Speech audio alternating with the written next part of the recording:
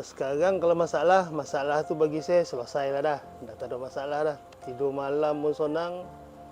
Napis lancar, bangun pagi. Kalau dulu kahak tu sampai berdarah lah orang cakap. Tapi sekarang Alhamdulillah okey dah.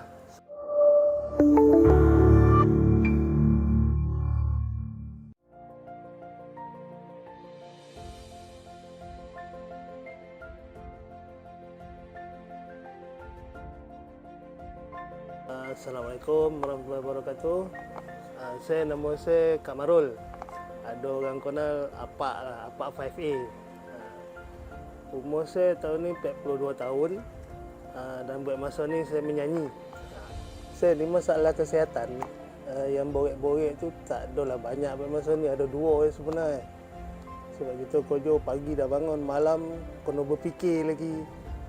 Jadi dulu tongkok ni selalu korek. Tongkok ni selalu korek, nak tidur, kepala selalu sakit. Lepas tu saya ni seorang perokok yang tega tau. Maknanya kalau hidup tu tak ada rokok satu hari tu tak hidup lah. Lepas tu kita menyanyi.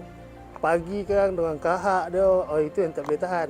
Sebab benda ni berkait rapat dengan kojo tu.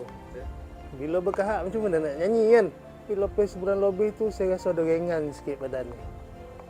Ni lah cerita Herb ni, punya cerita. Ada yang lepas 2 bulan selalu saya masuk studio malam. Sebab suara siang, pagi memang tak boleh lah, bangun tidur. Sekarang ni kalau nak recording, pagi pun boleh dah. Tak ada masalah insyaAllah. Mau kita keluarkan produk ni. Kalau habis stok esok jangan salah dan cerita Herb memang terbaik. Baik.